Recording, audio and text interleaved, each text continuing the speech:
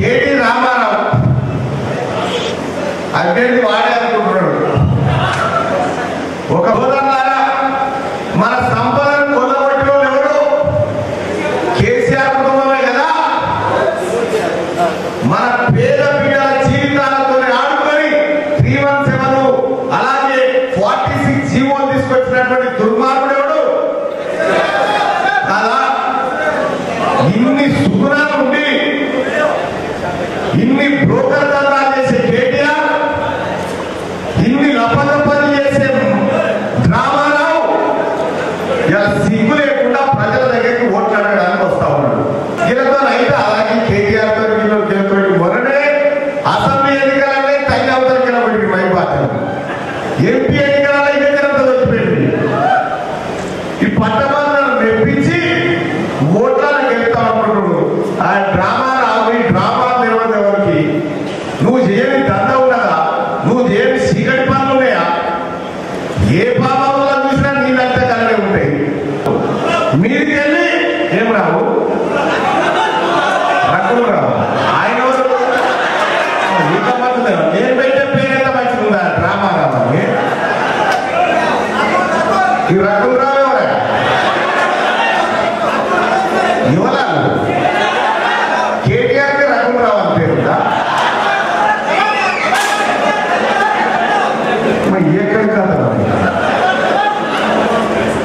ఇగో KT Ramarao, నేను నీ పేరు చెప్తే ఆ పేరు అది కాదని రకరకాల పేర్లు చెప్తున్నావు నీ లలిత కళను చూసి. మంది పెళ్లి అయితే మగరాని బట్టి అంతా నేనే చేసినాను చెప్పుకొని తిరిగే రోజు ఈ డ్రామారావు, ఈ పాతాల పోసేటి వీళ్ళంతా సిగ్గునరా. నీ చెల్లె చేతికి పోయిందో చెప్పు ప్రస్తుతం. నీ చెల్లె చేతికి ఏ పని మీద పోయిందా? సగంలో పోరాటం చేసిందా?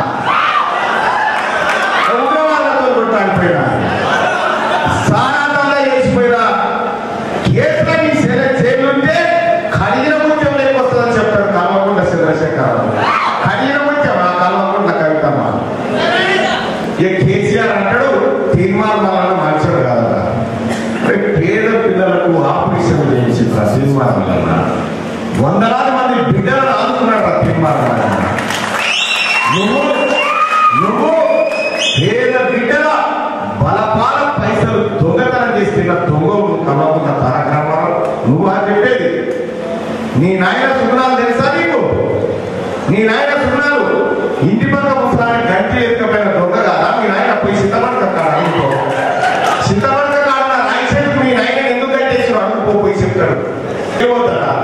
కేటీ రామారావు రాసి పెట్టుకో. ఈ ప్రజల ఆశీర్వాదంతో, ఈ పట్టభద్రుల ఆశీర్వాదంతో, ఈ మహబూబాబాద్ గడ్డ పౌరుషంతో, ఈ ప్రజలిచ్చే దీవెనతో నీ తాతలు